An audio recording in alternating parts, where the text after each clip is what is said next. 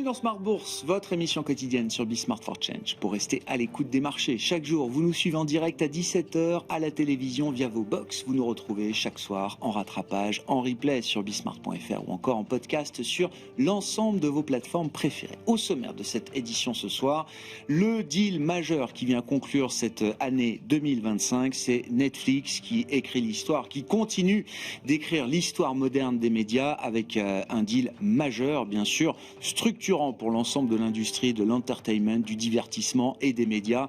Netflix a réussi finalement à mettre la main sur Warner Bros et tout ce qui va avec, le studio, le catalogue de films, la plateforme de streaming HBO Max, tout ça pour une valeur d'actifs de plus de 70 milliards de dollars et une base d'abonnés combinée qui va atteindre bientôt les 500 millions d'utilisateurs, 450 millions si on regroupe aujourd'hui les forces de Netflix et de la plateforme HBO Max. Netflix qui a damé le pion à d'autres concurrents dans cette industrie du divertissement pour signer l'un des plus gros deals de l'année. Je crois qu'on a eu un rapprochement dans les chemins de fer aux États-Unis dont la valeur de transaction a été un peu supérieure, mais pour le reste c'est un deal d'une valeur supérieure même encore au LBO qui a été mené sur Electronic Arts par exemple au cours de cette année 2025. Pauline Gratel vous apporte tous les détails dans une seconde. L'autre sujet qui nous animait aujourd'hui sur les marchés, c'était les dernières données macroéconomiques en provenance des États-Unis avant la décision de la Réserve fédérale américaine de baisser ses taux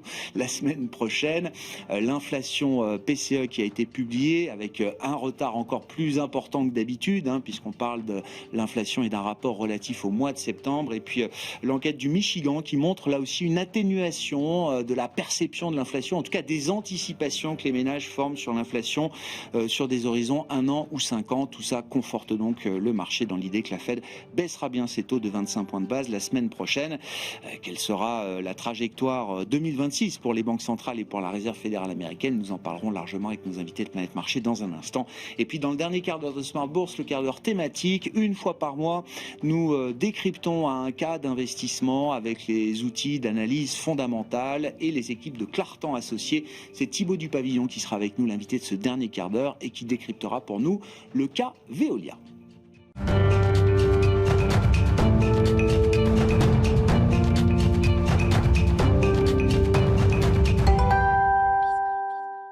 Tendance, mon ami. Chaque soir en ouverture de Smart Bourse, nous retrouvons Pauline Gratel qui vous apporte les infos clés du jour sur les marchés. Bonsoir Pauline. Bonsoir. C'est le deal de cette fin d'année et peut-être même le deal de l'année avec Netflix à la manœuvre. Oui, Netflix a annoncé le rachat de Warner Bros Discovery pour 83 milliards de dollars, dettes comprises. Netflix est parvenu à écarter la concurrence de Paramount et Comcast pour ce deal. Netflix acquiert ainsi le catalogue de films et le service de streaming HBO Max. Il s'agit de la plus grosse opération dans le secteur du divertissement. La dernière en date, c'était en 2019 avec le rachat de Fox par Disney pour plus de 70 milliards de dollars.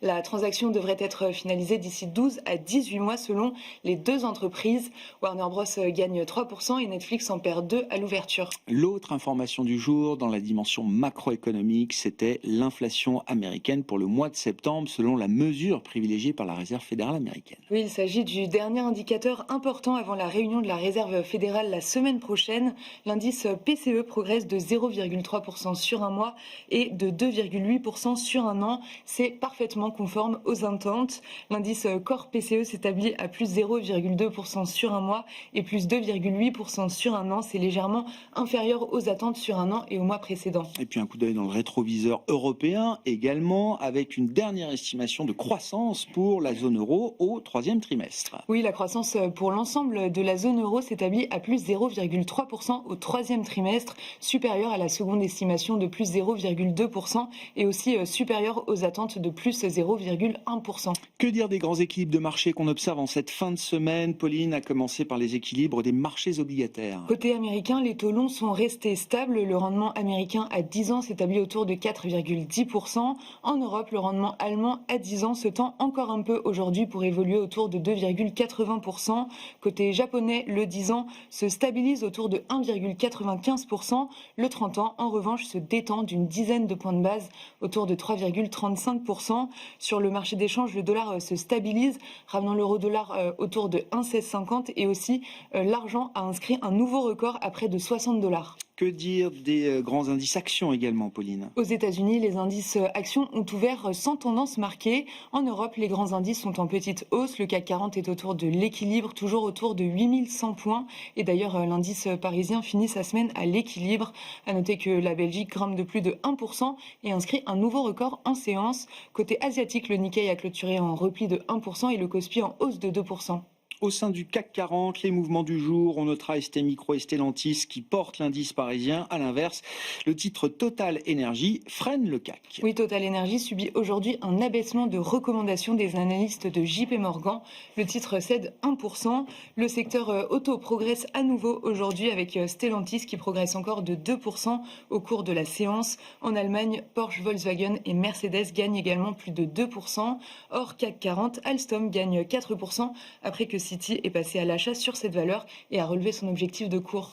Coup d'œil sur la semaine prochaine, Pauline, quels seront les temps forts à l'agenda des investisseurs? Le grand rendez-vous de la semaine prochaine, ce sera la réunion de la Réserve fédérale mardi et mercredi prochain. Dans le reste, on attend la production industrielle et la balance commerciale allemande pour le mois d'octobre et les secondes estimations d'inflation en France, en Allemagne et en Espagne pour le mois de novembre.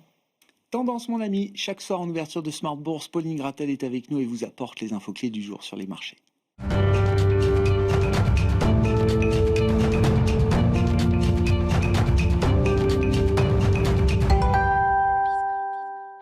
Trois invités avec nous chaque soir pour décrypter les mouvements de la planète marché. Enguerrand Artaz est à nos côtés, stratégiste et gérant à la financière de l'Échiquier. Bonsoir Enguerrand. Bonsoir Grégoire. Alexandre Ezès nous accompagne, expert indépendant en marché financier. Bonsoir Alexandre. Bonsoir. Et Patrice Gautry est également à nos côtés, chef économiste à l'Union bancaire privée. Bonsoir Patrice. Bonsoir. Sur le plan des fondamentaux économiques, tout est en ordre pour que la Fed puisse délivrer donc une baisse de taux de 25 points de base la semaine prochaine, comme le marché l'anticipe désormais à près de 100%, Patrice. Oui, quasiment 100%. On avait effectivement une montée des doutes après les publications des minutes, puisqu'on voyait que effectivement il y avait pas mal de gouverneurs qui étaient encore en doute et qui mettaient en risque premier, un risque plus important, donc l'inflation derrière ou devant, le marché de l'emploi. Et puis on a eu les statistiques de l'ADP, donc là qui montraient une destruction d'emplois, et notamment dans le secteur des petites et moyennes petites entreprises, très petites entreprises, ce qui est gênant effectivement dans le développement du scénario. Donc là, je pense que il sera assez facile de gagner une majorité en faveur de 25 points de base. Alors après, toute la question, est-ce que c'est 25 points de base avec beaucoup de prudence sur les réunions à venir, ou 25 points de base en disant on laisse la porte ouverte à d'autres 25 points de base, et puis en même temps on va avoir la révision des fameuses dots, c'est-à-dire en fait les points que donne chacun des gouverneurs. Et là, ça va certainement bouger.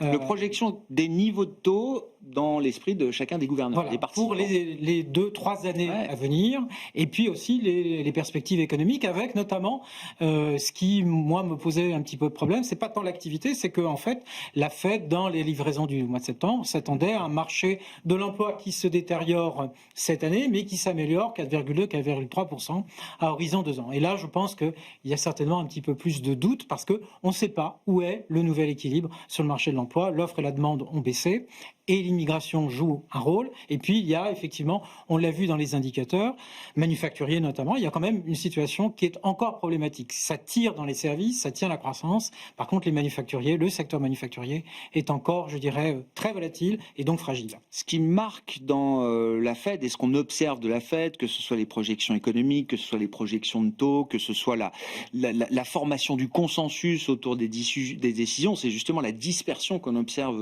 aujourd'hui. C'est une dispersion qui est là pour durer. Ça veut dire que les débats vont être de plus en plus polarisés, qu'on va se compter entre guillemets à chaque FOMC, Patrice, et qu'on aura peut-être des dissidents de part et d'autre du consensus. C'est une nouvelle Fed entre guillemets qui est en train d'émerger de ce point de vue-là. Alors, il va y avoir une nouvelle Fed en 2026. Alors ça, c'est évident, avec, on le voit bien, la montée, je dirais, en grâce, en quelque sorte, de monsieur Hassett, qui se comporte déjà en termes de déclaration comme s'il était déjà aux manettes, et adoubé par l'administration, par monsieur Bessent, et le renouvellement des Fed régionaux, des gouverneurs de la Fed régionaux.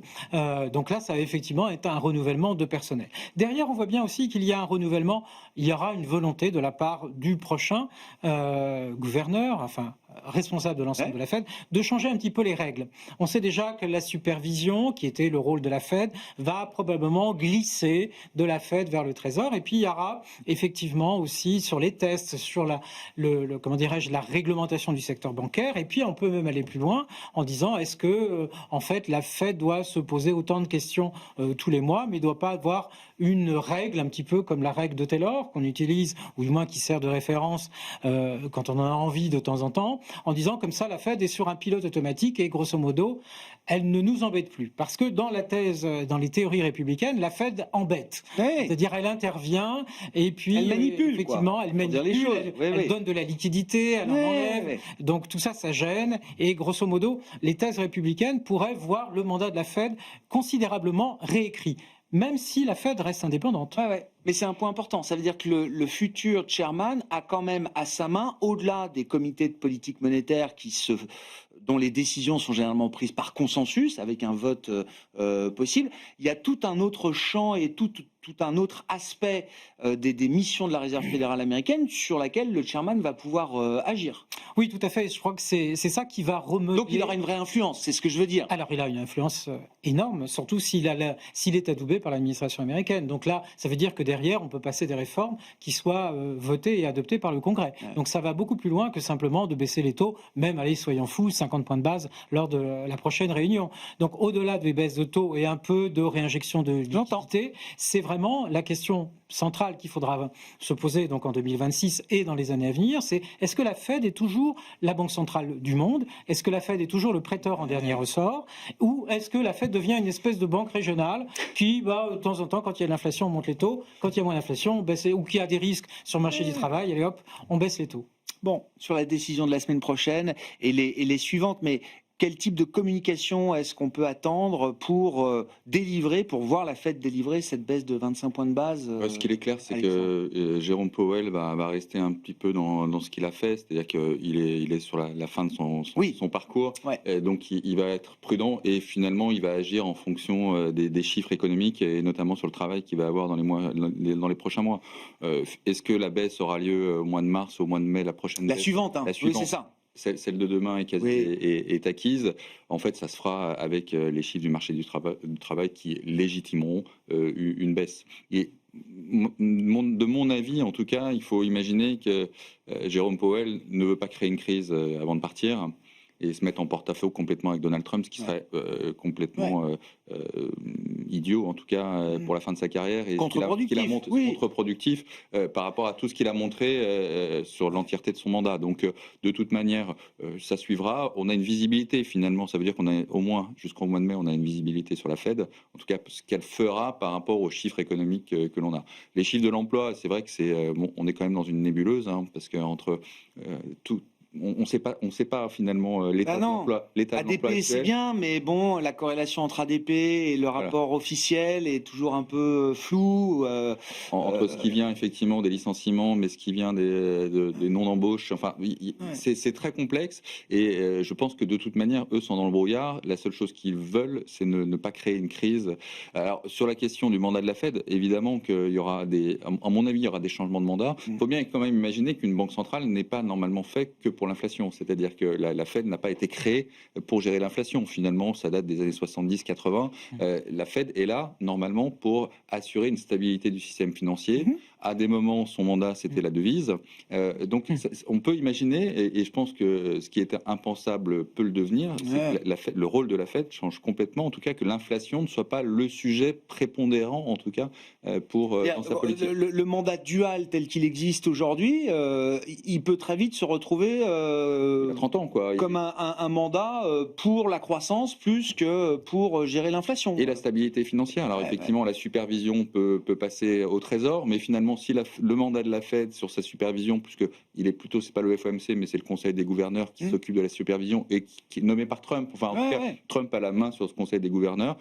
On peut avoir une architecture qui maintient l'indépendance de la Fed et qui en même temps change complètement, change la vision du mandat, et on restera effectivement sur les autres banques centrales sur les mandats de l'inflation. Mais on voit bien qu'il y a un vrai sujet, et on voit bien que le sujet de l'inflation, les taux ont monté, et finalement la Fed n'a pas forcément la main sur l'inflation malgré sa politique monétaire. Non. Enfin, l'économie. Il y a des problèmes d'offres sur le marché du travail. Enfin, il y a plein de sujets sur lesquels des baisses de taux, on peut voir pas d'impact effectivement aujourd'hui. Exactement. Ouais. Sur l'idée d'une nouvelle Fed, alors, qui va peut-être se dessiner, se façonner, Enguerrand, qu'est-ce qu'on peut en dire?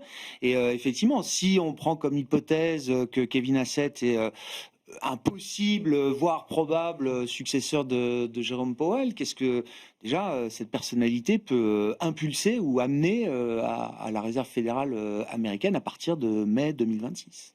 Alors, Kevin Hassett tout seul, il peut amener des choses. Maintenant, s'il était isolé, il ne faut pas non plus imaginer que lui tout seul fera bouger la Fed et les décisions du Conseil des gouverneurs. Maintenant, comme on le disait précédemment, il va aussi avoir l'année prochaine le renouvellement donc, des directeurs des Fed régionales. Et on a vu ces derniers jours Scott Bessent qui est arrivé avec une proposition pour dire que maintenant les gouverneurs des Fed régionaux devraient résider dans leur district. Le fait aujourd'hui que les gouverneurs des Fed régionales, il n'y en a quasiment aucun qui a dans son district, et que si on renouvelle et qu'on se sert de cette mesure-là, si elle était entérinée, pour renouveler les directeurs des Fed régionales avec des gens acquis à Trump et acquis à l'administration Trump et aux thèses républicaines, comme on l'évoquait juste avant, là, effectivement, ça pourrait changer beaucoup la fonction de réaction de la Fed, beaucoup plus que s'il y avait Kevin Hassett tout seul. Donc il y a un système de vote tournant, c'est ça, au sein des 12 gouverneurs des Fed régionales. Ils sont 3 à voter, je crois, si je ne dis pas de bêtises, et ça tourne. Les membres du board votent à chaque fois, et 3 membres des Fed régionales. Et en sachant que, d'ailleurs, sur en tout cas les derniers mois, le camp des Hawks était plutôt chez les gouverneurs des Fed régionales, le camp des Doves était plutôt chez les membres du board. Donc, on va dire quelque part, les ennemis de la vision trumpiste de la politique monétaire sont plutôt du côté des gouverneurs des Fed régionales. Donc, il y aura un vrai enjeu là-dessus. Et ça rejoint un peu ce sujet plus structurel. On a commencé à l'évoquer, mais je pense qu'on a vécu depuis à peu près la crise de 2008 une quinzaine, quasiment une vingtaine d'années de domination de la politique monétaire au niveau mondial, que ce soit sur l'économie ou sur les marchés. On sent qu'il y a progressivement un rebasculement du levier vers le budgétaire, donc vers les gouvernements. C'est le cas évidemment aux États-Unis. On voit qu'il y a cette tentation-là au Japon. Vous prenez les propos de la nouvelle première ministre quand elle évoquait le fait que le calendrier de la Banque du Japon serait pas mal s'il était calqué, ou en tout cas aligné sur le calendrier politique. Ils sont évidemment qu'en Chine, la Banque centrale n'est pas indépendante. On n'en est pas encore là pour la BCE, mais on pourrait très bien imaginer à un moment donné que le rôle ou le mandat de la BCE puisse évoluer avec une Europe peut-être plus intégrée ou avec d'autres changements qu'il pourrait y avoir. Donc on sent que ce levier monétaire, qui a été un peu l'alpha et l'oméga des marchés depuis une quinzaine d'années, ne sera peut-être plus aussi fort que ça, et que la fonction de réaction sera peut-être plus du côté budgétaire, ce qui amène aussi un peu plus de volatilité. Alors voilà, comment le marché met un prix là-dessus, Enguerrand, si effectivement la domination fiscale, la domination budgétaire, pour le traduire en bon français, s'installe dans certaines grandes banques centrales, à commencer par la Réserve fédérale américaine. Où est-ce et comment est-ce qu'on met un prix là-dessus alors ? Je pense que ce sera surtout sur la volatilité des taux que ça se verra, à mon sens, parce que quelque part, moins de prise du monétaire et plus de pouvoir au budgétaire, ça peut mener à plus de volatilité de l'inflation, donc plus de volatilité des taux et ainsi de suite. Ce qui peut mener aussi à un peu plus de volatilité des actions, mais on a vécu dans des périodes avec un peu plus de volatilité de l'inflation que ce qu'on a connu depuis 15 ans. Ça n'a jamais non plus empêché les marchés de monter et d'avoir une certaine régularité dans la progression. Donc, je pense que sur les marchés actions, il y aura peut-être une adaptation à voir, mais elle se fera. Sur le marché des taux, on aura peut-être structurellement un peu plus de volatilité. Je pense qu'on vivra avec. On n'aura pas le choix, d'une certaine manière. Si on reste sur l'horizon 2026, le marché attend quoi ? 3 baisses de taux de la Fed, en plus de celle qui est délivrée la semaine prochaine. Oui, on va à 3%. On va à 3%. Selon le marché. Est-ce que tout le monde est d'accord avec cette idée, et est-ce que du coup il va se passer autre chose ? Et s'il se passe autre chose, qu'est-ce qui peut se passer d'autre que ce scénario très consensuel aujourd'hui ? Est-ce que la Fed peut aller jusqu'en territoire d'accommodation, d'assouplissement de sa politique monétaire, encore une fois, avec un nouveau leader, Kevin Hassett, qui défend une approche beaucoup plus agressive de la politique monétaire. Il y a des doves au sein du board, pas de doute, mais là, on a un avocat qui plaide pour les jumbo cuts, pour une politique monétaire beaucoup plus agressive, peut-être que ce qui pourrait être nécessaire. Oui. Ce qui fait peur, petite parenthèse, ce qui fait peur d'ailleurs visiblement à certains grands investisseurs obligataires, c'était un des grands papiers du Financial Times cette semaine qui raconte comment, fin novembre, ces titans obligataires de Wall Street sont allés au Trésor américain, dans le bureau de Scott Bessent, pour lui dire que justement, il ne voulait pas voir un président de la Fed qui continuerait de baisser les taux malgré un risque inflationniste qui serait ou toujours présent ou qui se serait accru dans l'intervalle. Alors, je pense qu'on peut, moi-même, je suis de l'avis qu'on peut aller chercher un taux plus bas que 3%. D'accord. Pourquoi ? Parce que, en fait, aujourd'hui, on est dans une séquence de baisse de taux sur l'inconnu en fait du marché de l'emploi. Et la Fed est dans une gestion des risques. Ce qui coûte le plus cher pour une banque centrale, c'est de remettre en marche quelque chose qui est cassé. Si on casse un marché de l'emploi, eh bien, il faudra plus qu'une seule baisse de taux pour remettre en marche le marché de l'emploi. Casser de l'inflation qui est trop forte, c'est facile, on monte les taux et on met de la liquidité en moins, on retire de la liquidité. Donc quelque part, en définitive, les effets sont plus rapides, alors que pour relancer une économie ou pour relancer un marché de l'emploi, il faut plusieurs baisses de taux et ça demande beaucoup plus de temps. Donc dans cette séquence, la séquence décembre, la séquence janvier même, je serais plutôt en faveur, moi, encore de baisse de taux, et de continuer parce que... Toujours la question assurantielle, préventif, assurantiel. Si on est dans du risk management, on ne peut pas mettre un mois du risk management, je suis d'accord. C'est-à-dire gestion des risques, et puis le mois dernier, le mois suivant, on dit non. Et après, derrière, à partir du printemps, vous avez les effets de base qui, sur l'inflation, vont rentrer en ligne de mire. C'est-à-dire que là, on a vu, avec les derniers indicateurs, on est sur des indices headline traditionnels, CPI, on est à 3%. L'indice PCE qui vient d'être commenté, on est encore à 2,8, 2,9. Ils vont monter à 3% parce que c'est pas la même mécanique, c'est pas les mêmes pondérations. Et après le second semestre, deuxième partie d'année, on voit une baisse de l'inflation américaine. Dès le printemps, puisqu'en fait, après Liberation Day, en quelque sorte, si on veut jouer avec les dates, eh bien, on va avoir une inflation qui va revenir progressivement à 2,5. Donc à 2,5, l'enjeu, en fait, là, on peut baisser les taux. Et il n'y a pas besoin de mettre un Cent ou un Trump même à la tête de la Fed. On peut naturellement baisser. Une règle de Taylor nous dirait qu'il faut baisser les taux. La règle de Taylor dirait que c'est mieux de baisser les taux. Alors, le point important, par contre, ça veut dire qu'on va on travaillerait dans ces scénarios-là avec des taux d'intérêt réels à court terme qui sont extrêmement bas. Si on a des jumbo cuts, ça veut dire, imaginons que dès son arrivée, le prochain gouverneur du FOMC, enfin président de la Fed, baisse de 50 points de base, on se retrouverait tout de suite avec des taux d'intérêt réels directeurs négatifs, voire nuls, négatifs, et même après, très négatifs. En attendant que l'inflation baisse. En attendant que l'inflation baisse. Donc ça veut dire que là, vous avez un push énorme sur l'activité. Ça coûtera en termes de dollars, probablement, parce qu'il y aura un doute sur la part des investisseurs internationaux. Et ça fera monter les taux longs. Et ça a un coût, effectivement, sur les taux longs. On l'a vu, dès qu'on touche à la notion d'indépendance, ça a été les tests qui ont été faits par l'administration américaine cette année, ils en ont fait plein.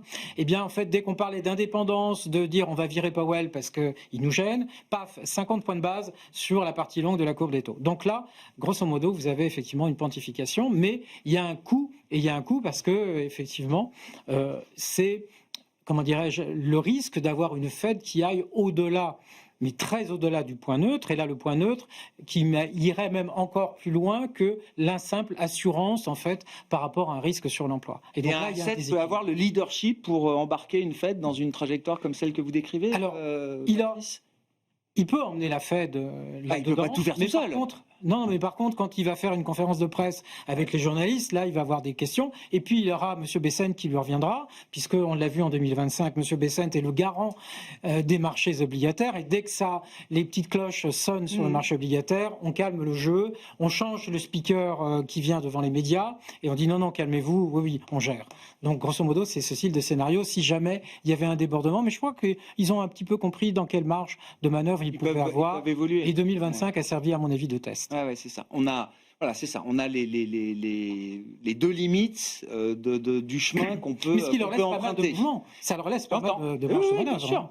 D'autant que la courbe s'est quand même un peu réaplatie, que les taux longs ont un peu rebaissé quand même aux États-Unis. Donc on peut avoir un peu Et puis de place après, pour... il y a l'hypothèse, effectivement, on parlait du côté budgétaire, on ne sait pas si on va devoir rembourser les fameux tarifs qui sont devenus, entre guillemets, illégaux, du moins au motif de la défense et de la sécurité. Et ça, effectivement, Enguerrand, c'est pas une décision neutre attendue de la part de la Cour suprême pour valider la base légale qui a été utilisée par Trump et son administration pour la mise en place d'un certain nombre de tarifs. Si la base légale est justifiée, Donald Trump va, j'imagine, se sentir pousser des ailes et pouvoir utiliser cette manne tarifaire de la manière qui lui convient. C'est un peu ce qu'on pressent. Oui, effectivement, s'il est validé, je pense que ça le poussera à aller plus loin dans les projets qu'il a évoqués récemment, notamment de distribuer des chèques aux ménages, voire, alors je ne pense pas que ça ira au bout, son fameux fantasme de supprimer l'impôt sur le revenu aux États-Unis. Je pense qu'on en est un petit peu loin. Remplacé par une contribution extérieure de l'étranger. Si le jugement de la Cour suprême lui était favorable, ce qui est quand même loin d'être gagné, je pense qu'effectivement, il pourrait avoir cette tentation-là. D'autant que on voit que ça tiraille un peu quand même dans l'opinion, même républicaine en amont des midterms. Il pourrait y avoir la tentation d'essayer d'acheter un peu politiquement les élections. Ce ne serait pas une nouveauté, non, la décharge de Trump. C'est même, je dirais, une constante de la vie politique, ça, et pas qu'aux États-Unis. Donc, il pourrait tout à fait être tenté de faire ça. Mais alors à l'inverse, parce que si vous dites que c'est pas un cas si évident que ça à la Cour suprême, et Dieu sait si on n'a pas forcément toutes les capacités de se prononcer en avant de la Cour suprême, mais à l'inverse, si la Cour suprême détricote la base légale sur laquelle Trump a appuyé ses tarifs, qu'est-ce que ça implique? On peut imaginer une réaction de l'administration Trump face à ça. Oui, ceci dit, en réalité, ce qui serait détricoté est peut-être pas si important qu'on le pense.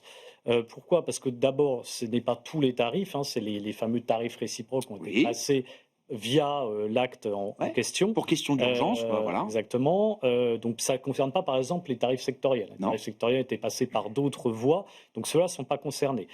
Deuxièmement, tous les deals bilatéraux qui ont été conclus avec des partenaires commerciaux, même s'ils ont été conclus sous la menace de ces tarifs réciproques qui sont jugés illégaux, ils ont une autre valeur désormais. Ils ne seront pas remis en cause.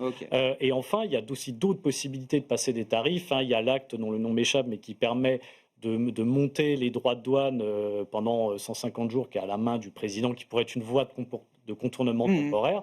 Donc en réalité, il y a quand même beaucoup d'éléments que l'administration de Trump pourrait activer pour compenser, et en sachant qu'en plus, la partie serait vraiment concernée n'est peut-être pas si importante que ça. À la limite, ce serait peut-être le remboursement du trop perçu sur 2025, qui serait peut-être le plus important, mais ça changerait peut-être pas grand-chose, si ce n'est que ça rajouterait un petit peu d'incertitude à un moment où on voit que cette question des tarifs a été quand même évacuée des préoccupations. On sait qu'on sortait de la radicalité tarifaire, ce serait dommage d'y revenir, ne serait-ce que pour un temps, quoi. Mais je pense que ça n'aurait pas forcément beaucoup d'impact. Et peut-être d'ailleurs que justement le fait que la Cour suprême valide les tarifs de Trump pourrait peut-être avoir plus de conséquences peut-être négatives éventuellement pour les taux et à terme pour le marché si ça menait à une exagération de dépenses budgétaires du côté de l'administration Trump. Une Fed qui deviendrait accommodante, une réimpulsion budgétaire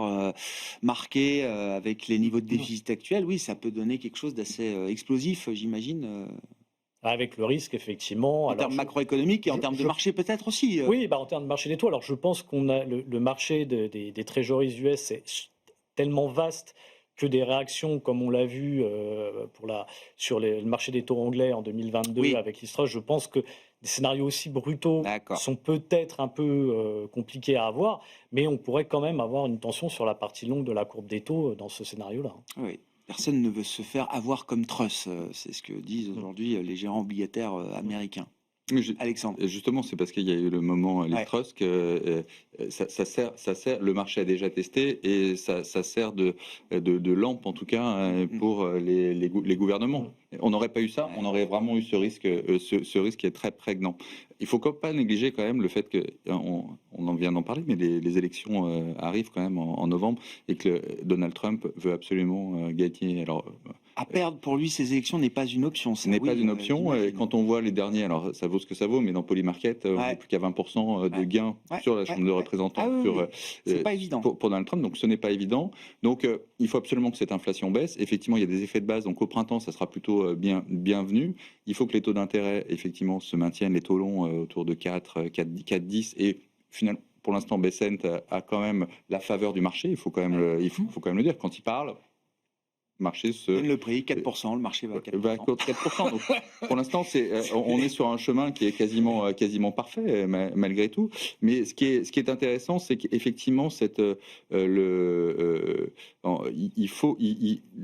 l'électorat de Trump, l'électorat MAGA, en fait, on voit que dans les chiffres, même si on est un peu dans une nébuleuse, c'est celui qui souffre quand même sur l'inflation, les très petites entreprises. Donc, il faut qu'ils reprennent quand même la main dessus. Donc, l'échec qu'il va évidemment faire, il veut les faire pour cet électorat-là. C'est quand même celui qui l'a amené au pouvoir avec J.D. Vance. Et donc, le passage est étroit, mais il y a une probabilité pour qu'il y arrive et qu'il puisse effectivement avoir un à-coup budgétaire en direction de cette population. Le Japon, est-ce que le Japon doit à nouveau nous inquiéter ou pas? Alors on se passionne évidemment pour l'histoire japonaise, la sortie de la déflation japonaise reste quand même un moment important de ces dernières années. Alexandre, il y avait eu cette alerte au cœur de l'été 2024 avec une hausse de taux de la Banque centrale japonaise mal communiquée au marché, plus un certain nombre d'autres facteurs qui avaient créé un peu de bruit, un peu plus que ça, une espèce de flash crack un peu sur quelques heures ou une ou deux séances au début du mois d'août 2024. Est-ce que tout ça a servi de leçon et est-ce que la hausse de taux que la BOJ s'apprête peut-être à délivrer avant la fin de l'année pour sa réunion des 18 et 19 décembre, est-ce que c'est une hausse de taux que le marché a bien anticipée? Je pense que cette fois-ci, elle l'a bien anticipé. L'événement du mois d'août 2024 là aussi a servi de leçon. A servi de leçon avec effectivement quelque chose d'abrupt, avec une communication qui était assez déplorable et on a eu des débouclements de carry trade assez importants. Les taux sont déjà un peu plus important au Japon, donc il y a moins de carry trade. Enfin, en tout cas, je pense qu'il y en a beaucoup. Il n'y a pas de nouvelle position de carry trade. Il n'y a pas de nouvelle position de carry trade. Non, mais c'est important parce que finalement, ça veut dire que ces débouclages ne vont pas avoir le même impact que l'on pouvait avoir en 2024. Et ce qu'il faut voir, c'est que je pense qu'entre la nouvelle Premier ministre qui veut mettre en place effectivement un stimulus budgétaire très fort, elle a tout intérêt à éviter finalement d'embarquer la Banque du Japon avec elle. Donc il y a une espèce d'équilibre. Il y a un régulateur qui est en train de se faire. Bon, de toute manière, alors il ne va pas avoir de quantitative tightening au Japon de toute manière. La Banque du Japon est quand même détentrice à peu près la moitié des titres japonais. C'est les taux longs montent, mais en fait c'est finalement les taux réels restent bien orientés. Ils sont à zéro voire négatifs, donc ils restent négatifs. Donc il n'y a pas de sujet de ce côté-là. Je pense que le véritable enjeu pour le Japon actuellement, et c'est pour ça que cette hausse des taux est quasiment nécessaire à la fois pour la banque et la Banque du Japon et le gouvernement, c'est qu'il faut absolument que le yen remonte. Parce qu'il y a un impact très important, on a vu sur l'inflation, les prix de l'électricité, il faut absolument remettre en place une hausse du yen et elle ne peut se faire que par une politique... Pour aider à réguler l'inflation. Exactement. Et éviter d'être obligé de trop monter les taux aussi de l'autre côté, quoi. Exactement, donc c'est cet équilibre qui est en train de se mettre en place. Bon, est-ce que les choses au Japon vous paraissent à peu près maîtrisées avec effectivement l'arrivée de cette nouvelle première ministre, Sanae Takaichi, un gouverneur de la Banque du Japon que le marché connaît bien sûr, et une pression toujours amicale de partenaires américains, par exemple, notamment sur la question du change. Le yen est beaucoup trop faible, il doit remonter. Oui, alors il y aura peut-être effectivement aussi, c'est ce qui commence à être un peu regardé, des interventions éventuellement de la part de la BOJ sur le marché des changes. 155, 160 surtout, c'est 160 peuvent revenir et c'est vrai un niveau d'intervention. La façon, alors dire que tout est maîtrisé, que c'est bien écrit, je trouve que c'est un peu désordre. Elle est un peu vite. Parce que accélérateur frein, quand vous faites ça pour une voiture ça marche pas et pour une économie ça marche pas non plus. Donc accélérateur c'est les dépenses budgétaires, mais dans les dépenses budgétaires, moi ce qui m'embête un peu, tout le monde fait la dépense budgétaire. L'Allemagne, le Japon, le Royaume-Uni en fait indirectement, mais d'autres pays ont l'intelligence de privilégier, je dirais, des investissements de long terme. On sait que le multiplicateur, même si on fait des investissements dans la défense, infrastructure, climat, etc., tout ça génère un multiplicateur budgétaire qui amène de la croissance potentielle, y compris aux États-Unis, bien entendu, avec le grand sujet de l'IA. Là, c'est pas tellement. Alors, il y a un volet défense au Japon, mais il y a un volet aussi de baisser les prix de l'énergie aux consommateurs. Et donc, on subventionne en fait le consommateur. On a déjà un problème d'inflation, comme ça vient d'être dit, et on subventionne le consommateur, ce qui veut dire que à l'aube des prochaines négociations salariales qui devraient situer les salaires encore sur un trend de 5%, on relance de la consommation. Donc, grosso modo, il y a une vision un peu populiste, effectivement, dans cette relance budgétaire, dont on peut se poser la question sur l'opportunité, alors que le dialogue n'est pas vraiment établi. Ils se cherchent, ils sont en train, ils se réunissent, ils parlent, etc. Non, l'indépendance, on n'y touche pas. D'accord, mais pour l'instant, on se retrouve quand même avec l'obligation, quelque part, la BOJ, pour sa crédibilité, de monter les taux, et avec une régulation budgétaire qui est in fine de court terme, parce qu'on va relancer le pouvoir d'achat, mais le problème de la croissance japonaise, c'est effectivement de se situer sur une croissance potentielle qui soit durablement supérieur à 1, parce que là, pour l'instant, les perspectives, même avec le plan budgétaire, dans notre scénario, on est à 0,8. Donc, on peut aller, soyons optimistes, on va rajouter 0,2 points. Donc, de 0,8, on va passer à 1. Donc, la zone euro est à 1, un peu plus de 1 en 2026, et les États-Unis caracolent à plus de 2. Donc, on voit bien tout ça pour ça. Là, je trouve que le rapport coût-bénéfice entre le désordre sur les marchés budgétaires, avec les risques carry trade, avec les risques de volatilité sur les taux anglais, les taux français, les taux américains, et bien par rapport à ce que ça rapporte en termes de croissance, je trouve que c'est plutôt mal calibré. Il faut quand même avoir en tête que les dynamiques de flux vont peut-être aussi changer, se renverser, je n'en sais rien, mais c'est vrai que le Japon a beaucoup projeté son épargne pour acheter des actifs à l'étranger. Est-ce que ce sera autant vrai demain ? Et puis même dans l'idée que le monde cherche à être un peu moins sensible au dollar, ou se dédollariser, comme on dit familièrement, est-ce qu'il n'y a pas un certain nombre d'économies asiatiques aussi qui vont commencer à peut-être recycler un peu moins leurs excédents dans des actifs en dollars? Oui, c'est une possibilité, mais ça, en fait, c'est pas vraiment nouveau, hein, que ce soit le Japon ou la Chine. On voit que la détention, par exemple, de Treasuries, elle ne fait que chuter depuis plus d'une dizaine d'années. Hein. Le pic de la détention de Treasuries par ces économies-là, il est bien antérieur. Dans les économies d'Asie du Sud-Est, ça fait très longtemps que, en gros, ça date de post-crise de 2008, hein, que on commence à se payer plus au yuan qu'au dollar. Hein. Donc ça aussi, c'est pas une nouveauté. Donc je pense qu'effectivement, ça peut amplifier ces phénomènes-là, mais qui sont des phénomènes qui sont déjà en place. Et qui vont se poursuivre. Je pense que la grande peur de dire que la hausse des taux japonais va devenir un frein structurel pour le financement de la dette américaine, j'y crois pas vraiment. Je pense que c'est très, très exagéré. Que à la marge, dans certains flux, ça puisse jouer, évidemment, mais il y a tellement d'autres flux qui jouent sur un marché aussi vaste que celui des treasuries que ça, à mon avis, c'est pas un énorme sujet. Donc, je pense que c'est un élément qui se rajoute à un contexte global. Est-ce que ça en sera un déterminant principal et brutal? J'y crois pas vraiment. D'autant que, comme on le disait juste avant, hein, autant en 2024, il y a un accident de communication, autant là, tout est quand même bien...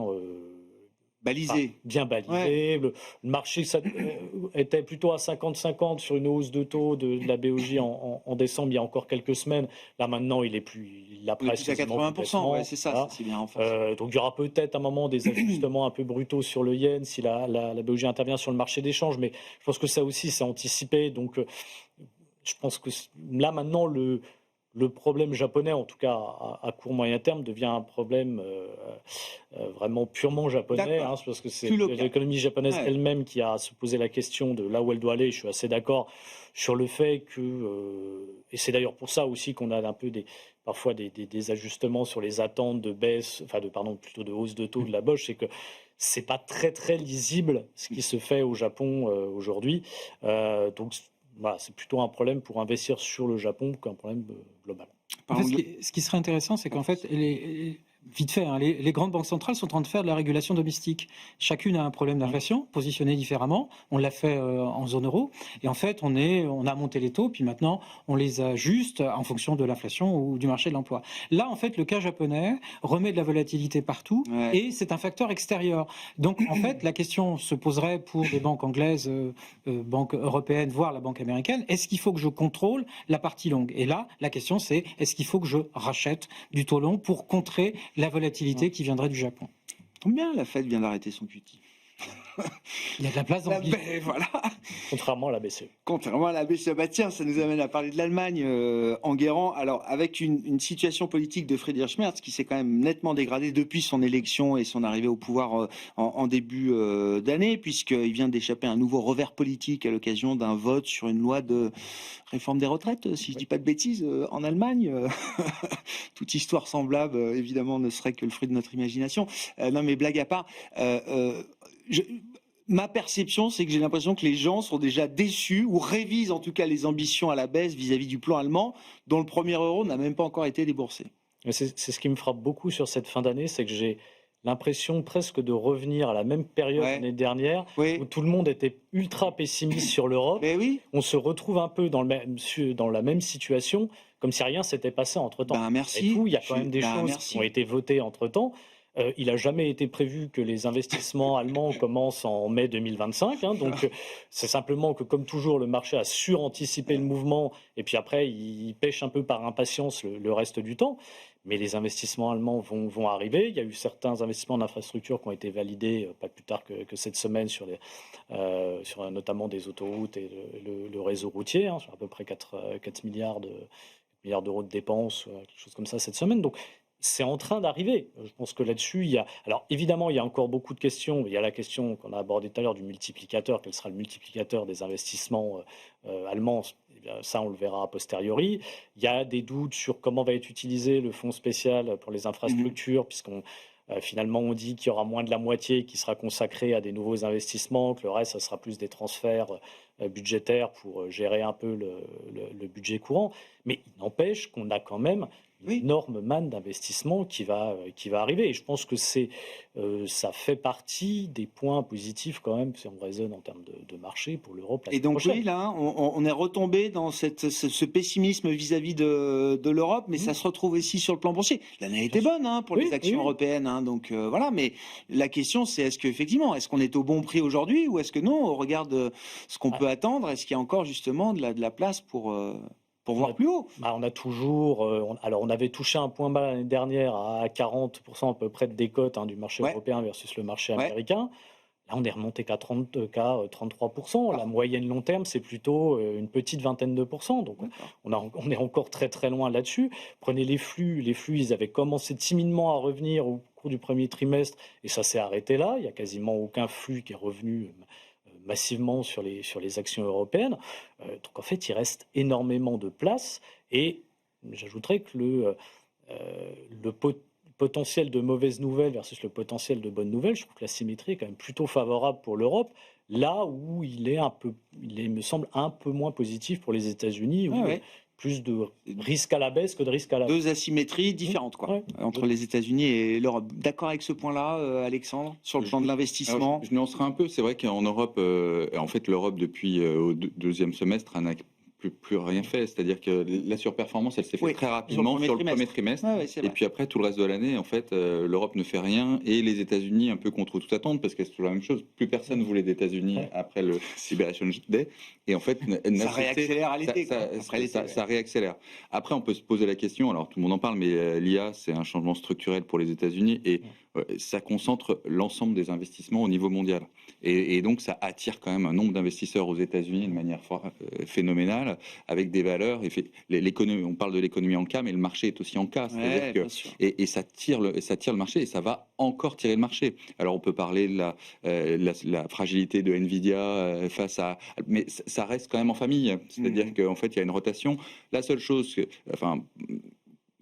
quand enfin, les gérants qui géraient déjà les entreprises de semi-conducteurs il y a 15-20 ans, on sait très bien que les générations, c'est très rapide, et il faut de la recherche, et c'était des cycles très très rapides. Très court. Pourquoi ça ne changerait pas cette fois-ci? Donc il y a une espèce de course. Et effectivement, si c'est Nvidia, après, ce serait Google, Google, etc. Ah ouais. Ça tourne, et ça reste quand même américano-américain. C'est vrai. Donc, et quoi de mieux économiquement qu'une oligopole? C'est-à-dire que c'est pratique, c'est le meilleur modèle économique, en tout cas, pour créer de la valeur. Faut pas se mettre contre ça, quoi. Et là, on est en plein dedans. Et ils se mettent pas contre ça. Vous voyez, finalement, Google dit quoi? Le Google, je ne vendrai pas mes puces. Je ne vends pas mes puces, c'est pour moi. On laisse à Nvidia inonder le monde, etc. Enfin, donc tout ça est en bonne intelligence, et ça continue à attirer des investissements. Ça va attirer aussi de la dette. On parle aussi de 600-700 milliards potentiellement d'endettement des grandes technologiques. Et il va falloir, pour caler par rapport à des investissements long terme. Donc il y a une espèce de tunnel vers les États-Unis qui risque de continuer, en tout cas au moins la première partie de l'année. Sur la politique d'investissement, là. Oui, alors ce qui nous a embêté effectivement en Europe, c'est le dollar. C'est-à-dire qu'on est parti avec des progressions bénéficiaires à deux chiffres, plus 10%, puis on se retrouve entre 0, moins 1 et 1. Donc là, il faut laisser de la chance, effectivement, pour que le marché européen puisse respirer. Donc on a connu une année d'expansion de multiples à nouveau. Il faudrait qu'effectivement, on ait véritablement la bonne progression des bénéfices et qu'ils ne soient pas trop impactés par le dollar. Mais effectivement, ce qu'on vient de dire milite encore pour d'autres jambes de baisse du dollar. Donc en termes d'allocation, on va rester full investi, on va être assez investi encore sur les actions, avec des fois des protections, et avec au cœur, on va retrouver les nouvelles technologies, l'investissement IA, qu'on peut décliner aux États-Unis, qu'on peut décliner en Chine parce que c'est autre chose, qu'on peut même décliner au Japon, là ça aussi, c'est encore un peu plus sportif. Et puis après, on va avoir, je dirais, des thématiques un peu de regarder ce qui, par exemple, dans la fourniture d'énergie, ce qui dépend de l'IA, il y a des fonds de convertibles aussi qui sont avec de l'IA. Donc on peut décliner ça sous d'autres termes. Donc on n'est pas uniquement lié complètement au marché américain, mais on peut avoir, et puis après, quelques valeurs. Le vecteur de la santé a plutôt bénéficié effectivement des négociations. Beaucoup de diversification du côté du crédit. Le crédit, le corporate, le carry fonctionne encore, et peut-être même le carry du côté du high yield. Bon. Oui, l'IA, c'est aujourd'hui multi-classe d'actifs et multi-géographie. Et la protection, on va la trouver, de l'or et un peu de duration éventuellement de temps en temps. Merci beaucoup, messieurs. On s'arrêtera là pour ce soir. Patrice Gautry, l'Union bancaire privée, Enguerrand Artaz, la financière de l'Échiquier, et Alexandre Ezez, expert indépendant en marché financier, qui étaient nos trois invités ce soir de Planète Marché.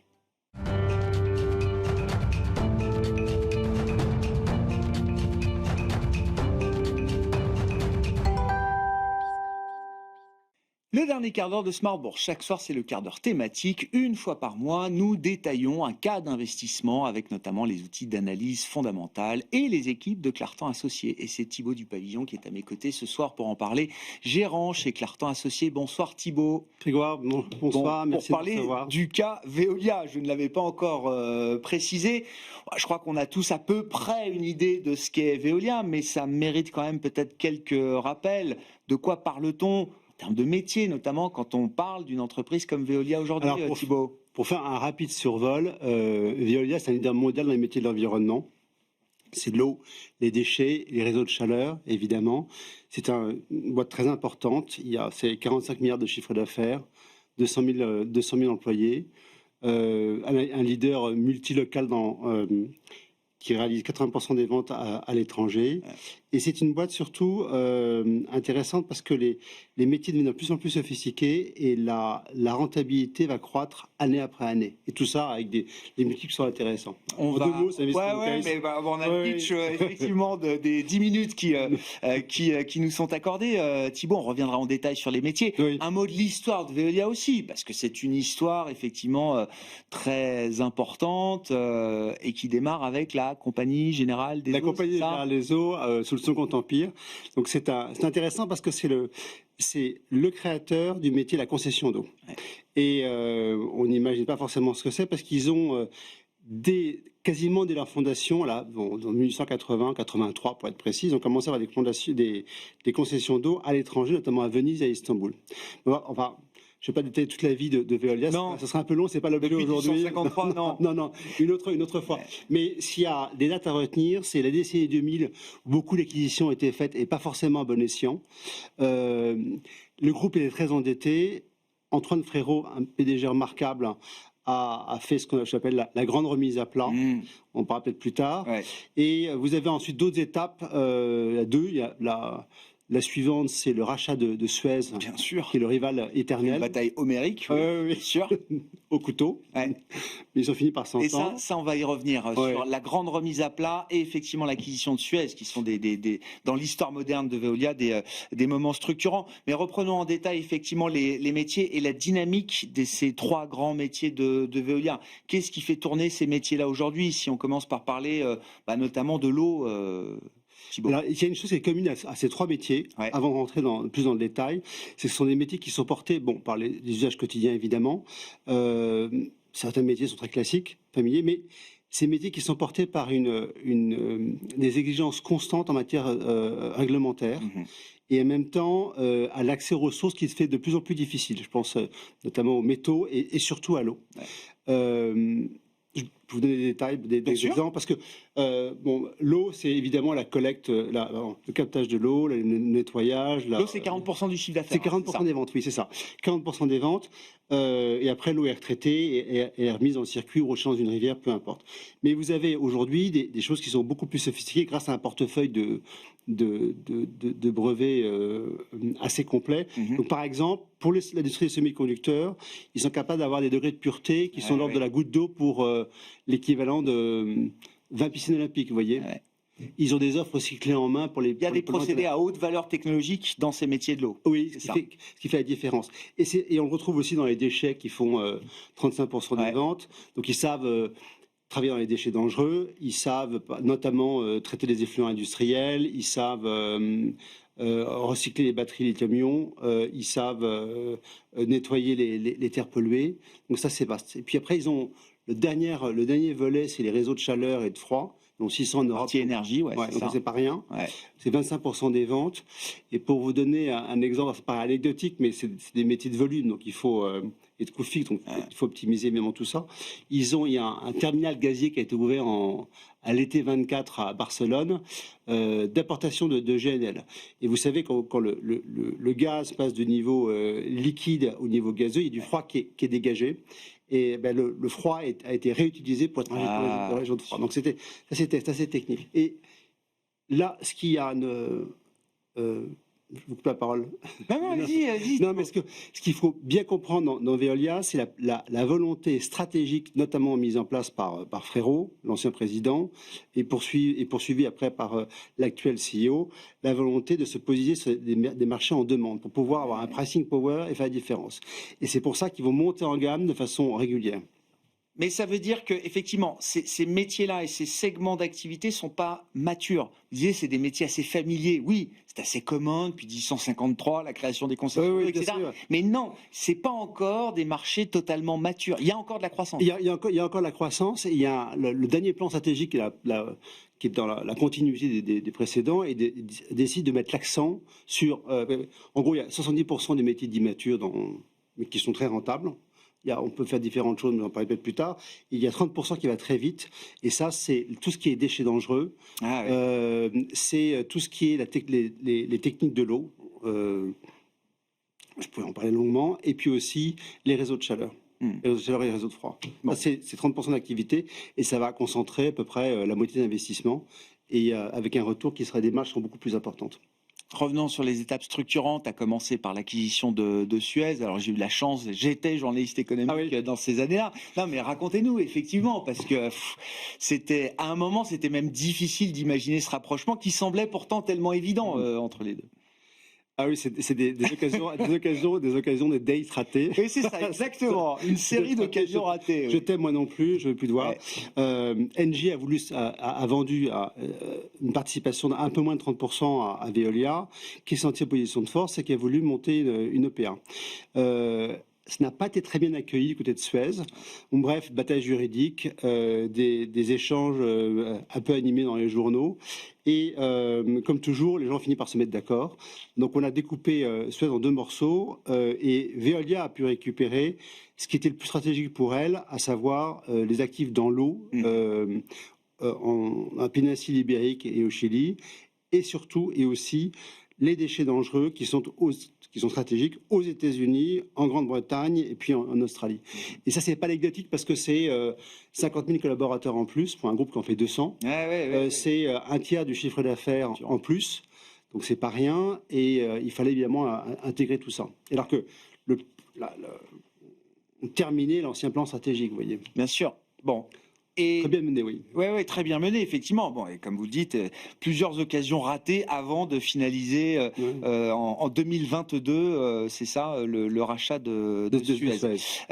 L'autre moment clé sous la présidence et la direction d'Antoine Frérot, comme vous le rappeliez, c'est cette grande remise à plat. Qu'est-ce que ça veut dire concrètement et qu'est-ce que ça a changé pour Veolia? En fait, c'est un travail qui était titanesque. Quand on parlait aux IR de Suez à cette époque-là, relations investisseurs. Hein, oui, ils étaient sceptiques quant à l'ampleur du travail à réaliser. Ils n'y croyaient pas. Eh bien, ils sont arrivés. En fait, donc le groupe avait fait beaucoup d'acquisitions, pas forcément bon escient, et était très endetté. Vous aviez des baronnies qui s'étaient constituées, qui fonctionnaient un peu en silo, et les actifs le périmètre était vraiment optimisable. Donc il s'agit d'abord de créer des offres standardisées pour que Paul, qui est au Chili, puisse montrer son savoir-faire à Jacqueline, qui est, je sais pas, en Hong Kong ou en Chine. Donc une offre standardisée, modulable également, pour casser un peu ces baronnies. Et puis, dans un deuxième temps, il a fallu, parallèlement à cela, il a fallu optimiser l'empreinte géographique. Parce que dans ce métier, vous gagnez vraiment de l'argent quand vous avez une capacité à proposer des offres groupées globales sur les 3 métiers. Ouais. Et donc, Veolia a vendu.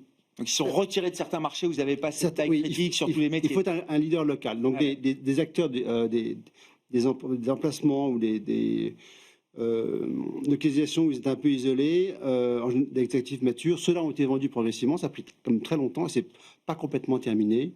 Et donc on a réduit les capitaux employés et on a augmenté très sensiblement la rentabilité d'existants.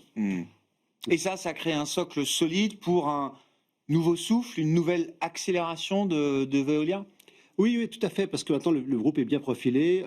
Il y a encore des annonces qui sortent. La semaine dernière, la présidente a annoncé l'acquisition d'un acteur dans les déchets dangereux aux États-Unis, donc toujours la même thématique, qui vient de doubler la taille. Elle a annoncé également son ambition, mais c'est une autre occasion, mais toujours la semaine dernière, son souhait de devenir numéro 1 dans les réseaux de chaleur et de froid en Europe continentale. Donc les choses se profilent bien. Il y a un bon momentum commercial, c'est ce qui sort d'AD1 Publications. Il y a, je vais vous dire, oui. Bon momentum commercial. Il y a de la croissance embarquée. Il y a la croissance embarquée. Venons-en au cas d'investissement. Il me reste 1 minute 15. Thibault. Tu vas aller vite. Non, mais vous le disiez en introduction. En fait, c'est de la croissance qui se paye pas cher aujourd'hui. Oui, les multiples sont assez faibles. C'est 12 fois le résultat pour l'année prochaine. Un dividende de 5%. Une croissance des bénéfices qui va de l'ordre de 10% par an pendant plusieurs années. Des dividendes qui vont être au même rythme. Donc vous avez le temps, vous pouvez attendre, vous êtes rémunéré pour attendre.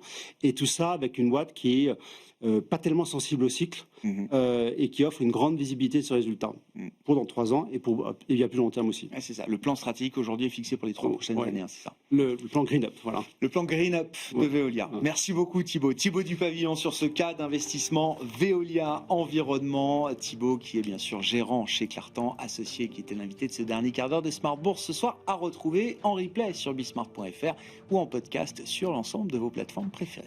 Merci Grégoire.